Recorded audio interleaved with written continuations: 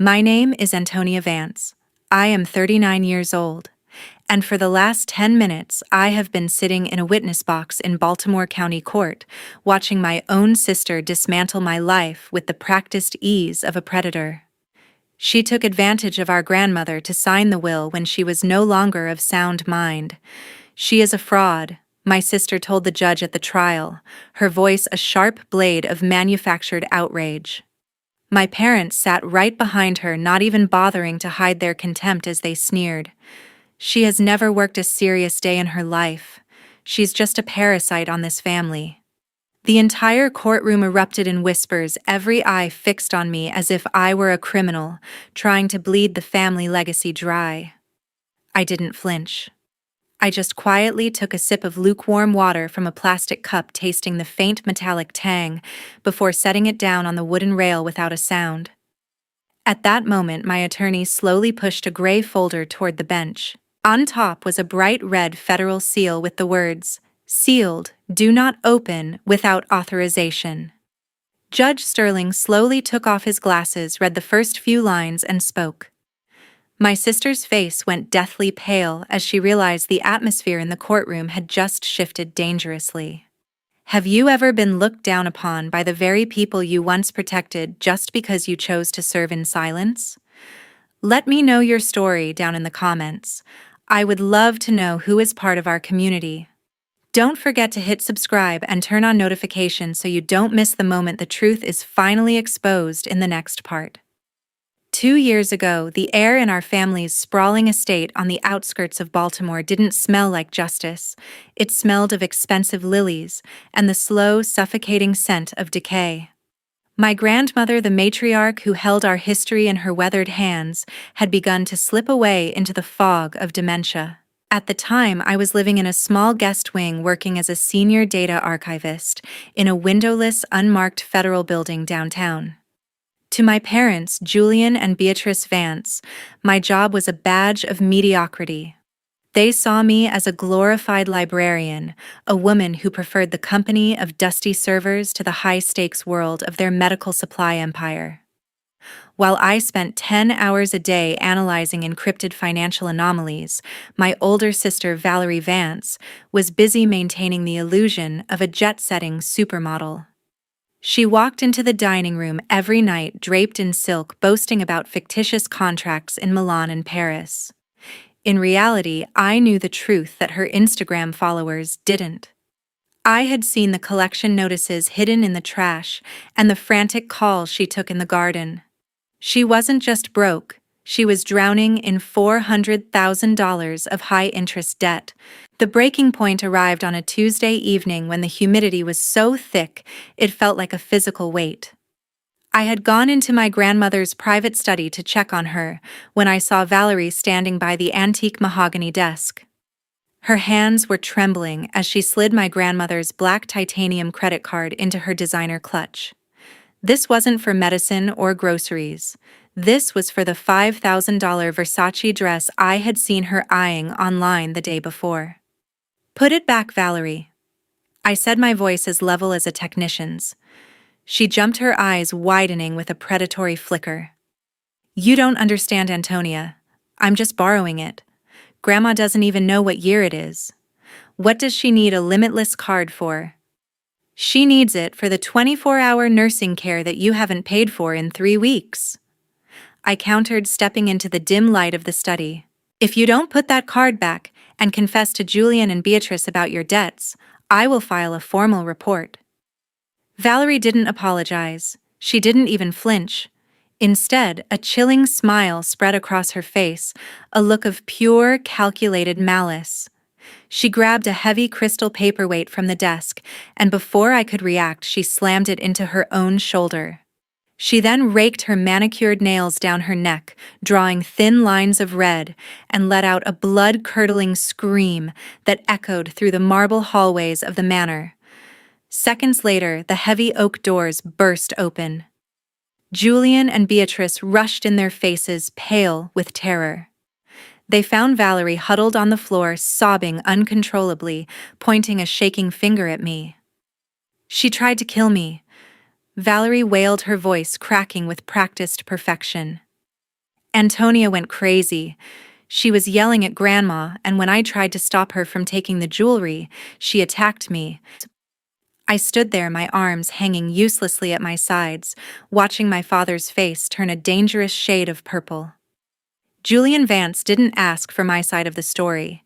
He didn't look at the credit card still clutched in Valerie's hand. He only saw his successful daughter wounded and his disappointing daughter standing over her.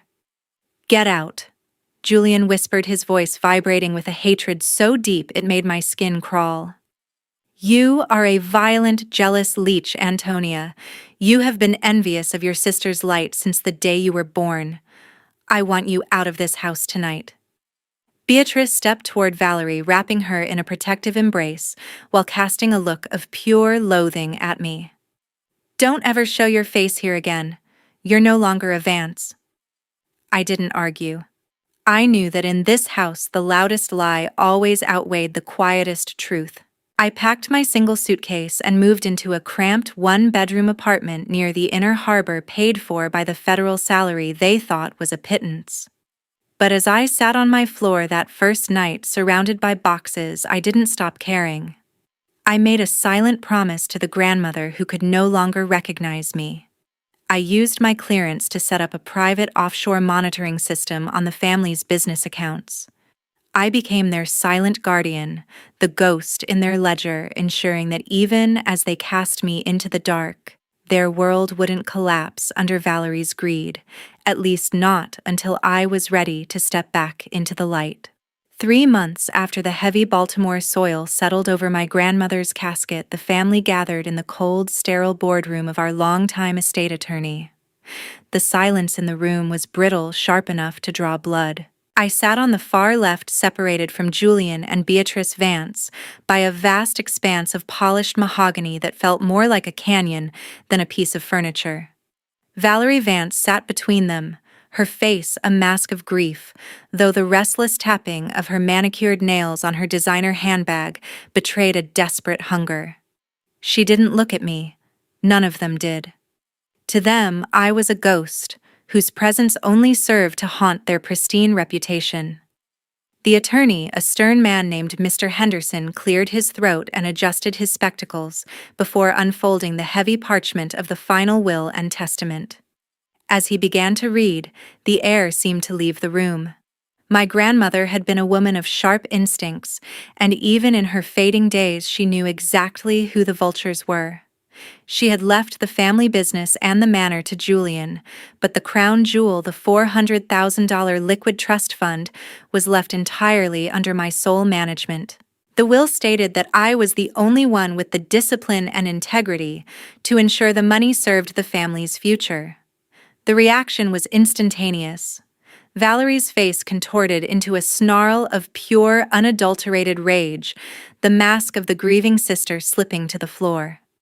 She was drowning in $400,000 of debt to a predatory lending syndicate in New York, and the very amount she needed to save her skin was now locked behind a door to which I held the only key. Julian's face turned a mottled purple, his fists clenching on the table, while Beatrice gasped, as if she had been physically struck. They didn't see a daughter being honored, they saw a traitor being rewarded for her perceived idleness. "This is an insult!" Valerie shrieked, her voice echoing off the glass walls. "She's a data clerk. She'll waste it on her pathetic tiny life while I'm out there building the Vance name." I remained silent, watching the greed erode what was left of their dignity. But Valerie was no longer the impulsive girl who slammed paperweights into her own shoulder. She had become a desperate animal, and a desperate animal is capable of calculated cruelty.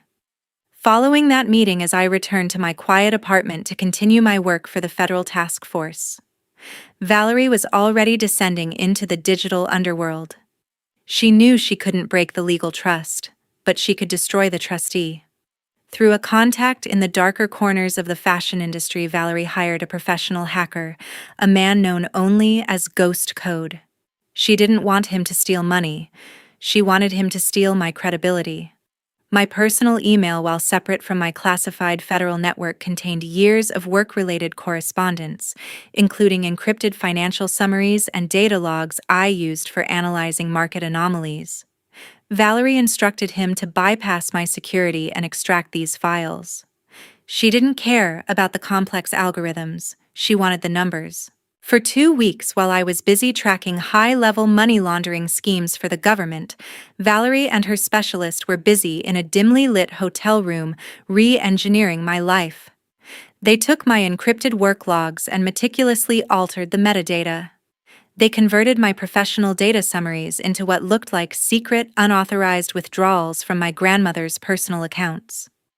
Every time I had logged a financial discrepancy for my job, they transformed it into a digital footprint of me siphoning money into private offshore shells. They didn't just forge a document, they manufactured a narrative. By the time they were finished, Valerie had a folder full of evidence that suggested I had been systematically bleeding our grandmother dry for years, using my knowledge of data systems to hide the tracks. She presented this fabricated trail to Julian and Beatrice, feeding their existing bias with the proof they had always wanted. To them, the logic was flawless. The daughter who worked in the shadows was clearly using those shadows to steal. They didn't just want the money back, they wanted me dismantled, and they were more than willing to use the legal system to finish what they had started 2 years ago.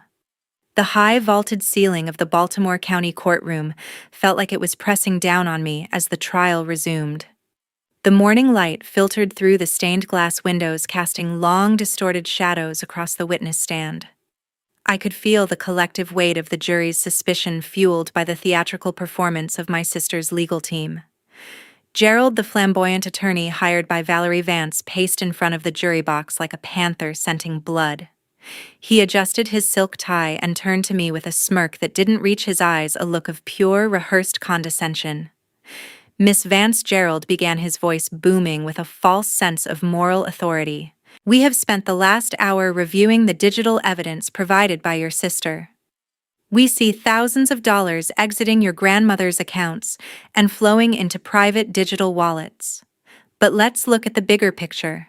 Let's look at the ghost who stands before us. He slammed a stack of documents onto the wooden railing of the jury box. I hold in my hand the public tax records for Antonia Vance for the past decade. And do you know what I found? Nothing. A complete and utter void. No reported income from a corporate entity, no standard pay stubs, no contributions to a public health plan. For 10 years you have existed in the financial shadows. How is it that a woman who claims to be a data professional has a tax footprint smaller than a high schooler with a paper route? The answer is simple: you didn't need a job because you were treating your grandmother's life savings like a personal ATM. Valerie sat in the gallery, her face buried in a lace handkerchief, her shoulders shaking with silent, practiced sobs. I didn't want it to come to this, she whimpered loud enough for the jurors to hear. I just wanted to find the missing money. I just wanted justice for Grandma. How could you do this to us, Antonia? The room erupted in a low murmur of indignation, but the true blow came not from Valerie, but from the front row of the gallery. Julian Vance stood up, his face a mask of cold, unyielding fury. Beside him, Beatrice clung to his arm, her eyes red-rimmed with a hatred that felt like a physical chill. Julian didn't wait for his turn to speak. The raw bitterness of years of disappointment finally boiled over. She's right. Gerald, Julian's voice cut through the courtroom chatter like a blade. We have spent years trying to give this girl a chance. We offered her a place in the company, we offered her a future, and she chose to rot in a windowless office doing nothing but hiding. We thought she was just lazy, but now we know the truth. We have raised a venomous snake in our own home. He turned his gaze directly toward me, and for the first time in my life, I saw a total absence of a father's love. It was as if he were looking at a stranger who had broken into his house. Give the money back to your sister Antonia. He spat the words dripping with venom. Return what you stole from your grandmother's legacy and disappear. Change your name. Leave Baltimore. We never want to see your face again. As of this moment, you are dead to us." Beatrice let out a strangled cry of agreement, nodding fervently as she turned her back on me. The courtroom fell into a heavy, suffocating silence. I looked at them, the people whose taxes I had secretly paid, whose business I had shielded from bankruptcy, and whose home I had saved from the auction block. I felt a strange, hollow sensation in my chest. It wasn't the heat of anger. It was the cold, clinical clarity of a mission completed. The invisible thread that had bound me to the Vance name for 39 years finally snapped. I realized then that my silence hadn't been an act of protection. It had been an act of self-delusion. I had been guarding a fortress that was already empty. I sat back in the witness chair, my spine a rigid line of steel, and looked toward my attorney, Julian Pierce. The time for being the silent guardian was over. The storm they had invited into this room was about to break, and I was no longer interested in holding the umbrella for them. Judge Sterling leaned forward, his judicial robes rustling as he accepted the heavy gray folder from my attorney, Julian Pierce. The courtroom, which only moments ago had been filled with the venomous echoes of Julian Vance's disownment, suddenly fell into a hollow, expectant silence. Valerie's attorney Gerald tried to maintain his smug posture, but I saw his eyes flicker toward the red federal seal. It was a mark that didn't belong in a simple estate dispute. The judge produced a silver letter opener, his movements deliberate and slow. He thou Qin Shuang, cleaning the lenses with a white cloth before placing them back on his nose to read the contents. I watched his expression change. It wasn't a sudden shock, but a gradual, terrifying realization. He didn't just read the papers, he studied them, his eyebrows knitting together as he absorbed information that was clearly classified far beyond the jurisdiction of this local court. "Mr. Davis." Judge Sterling finally spoke, his voice, dropping an octave, vibrating with a new, dangerous weight.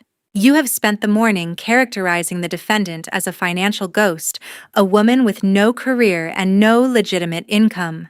You have used her lack of public tax records as the cornerstone of your accusation of fraud."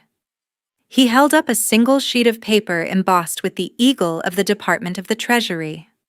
"I have before me a verified statement of service and an authorized financial disclosure. Antonia Vance is not a data clerk.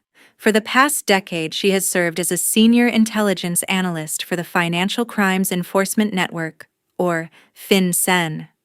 She is a core member of a federal task force specialized in tracking high-level money laundering and international shell corporations." A sharp collective gasp rippled through the gallery. Valerie's lace handkerchief dropped to her lap, her face losing every ounce of color.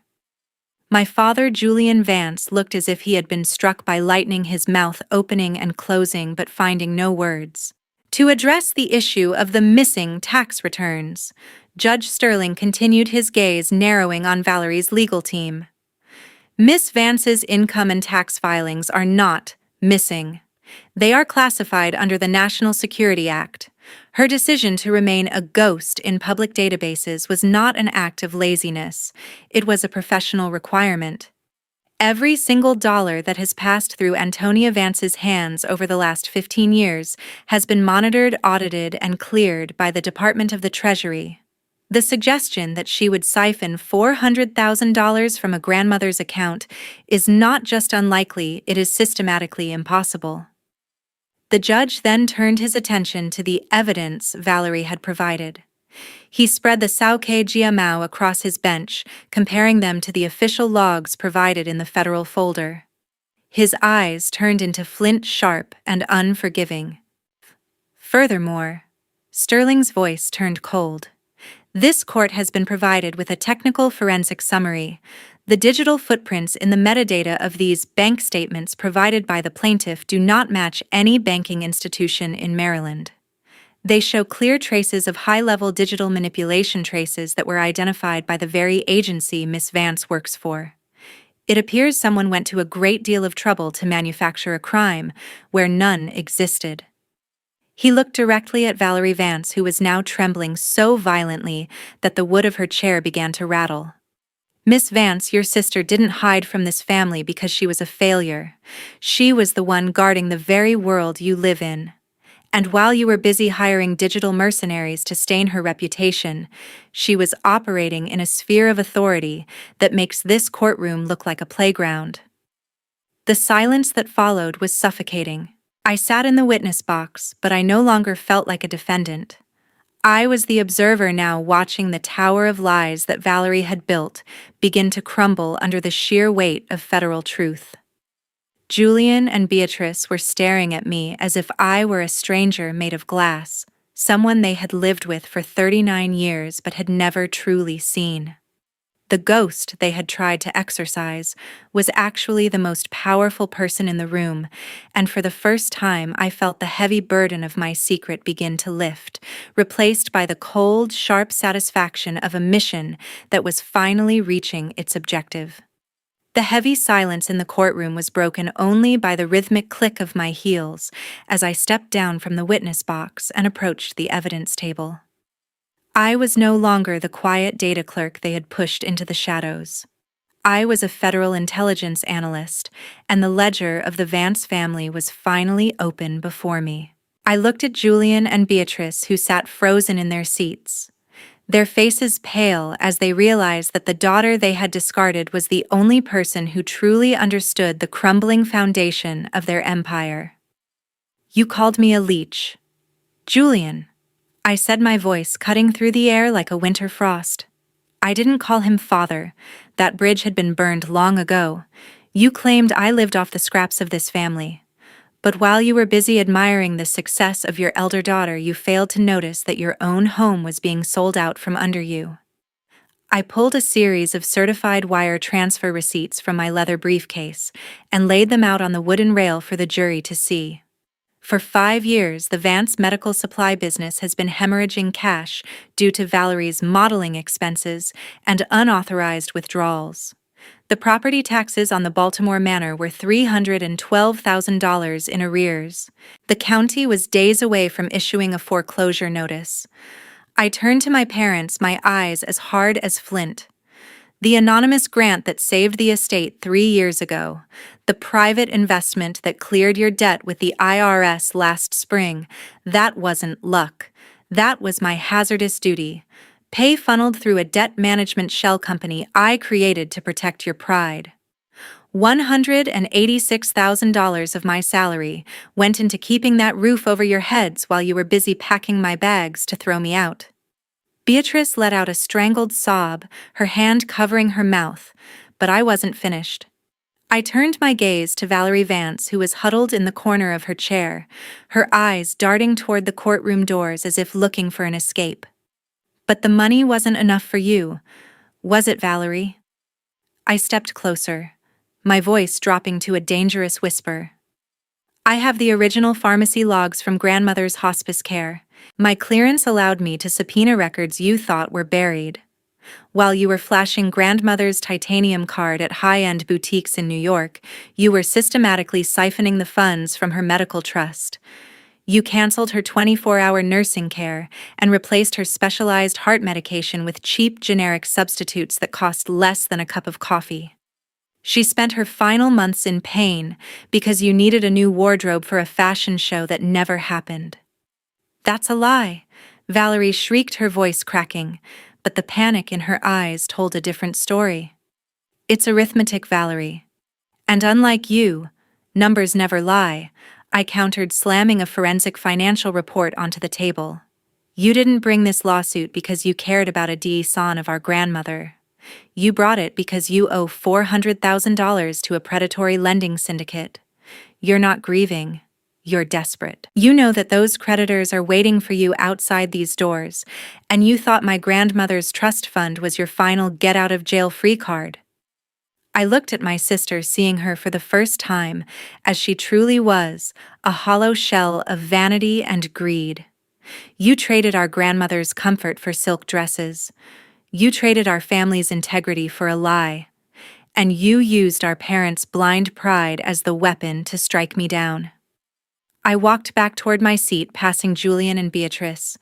For a split second, Julian reached out his fingers, brushing the sleeve of my blazer, his eyes filled with a sudden, devastating clarity of the mistake he had made. I didn't stop. I didn't even look down. The debt I owed to the woman who raised me was paid in full. The taxes were settled, the house was saved, and the truth was finally on the record.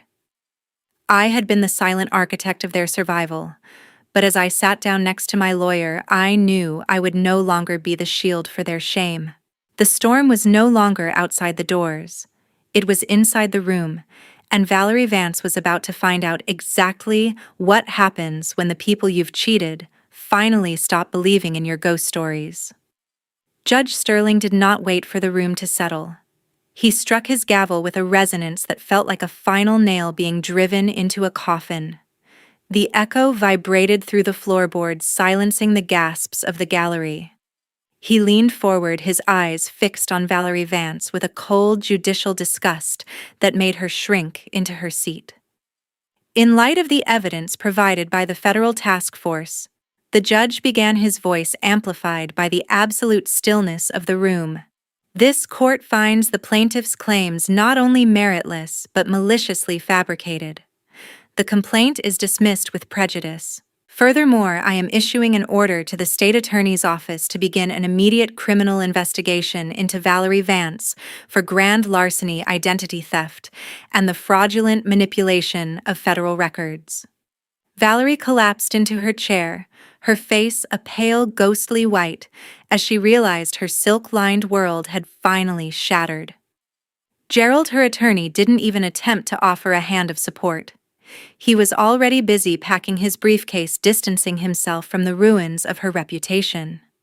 As the bailiff stepped forward to escort a trembling Valerie out for questioning, Julian and Beatrice, Vance seemed to wake from a long, feverish nightmare. The blindfold of pride had been ripped away, leaving them staring at the wreckage of their own making. Julian lunged toward me, his hand reaching out across the wooden barrier, his fingers shaking. "Antonia, please," he croaked, his voice thick with a sudden, devastating remorse. "We didn't know. We were so wrong. Oh, let us make this right. Come back to the manor tonight. We'll fix the business, we'll start over as a family." Beatrice was weeping openly now, her hands clutching at the air between us. "My daughter, my brave Antonia, I'm so sorry. We were so blinded by Valerie's lies. Please give us a chance to be your parents again." I stood up, my movements slow and deliberate. I didn't feel the rush of adrenaline or the heat of victory. I only felt a vast echoing peace.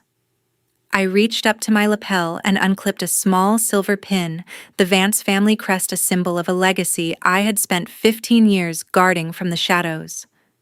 I placed it gently on the witness stand's railing right in front of Julian's reaching hand. Family isn't just about shared blood or a common surname, I said, my voice quiet but carrying to every corner of the room. Family is the group of people who choose to stand by you when the world falls apart. For 39 years I stood by you. I was the shield you never saw and the bank account you never earned. But when my world fell apart in that manner too numb ago, you didn't choose me.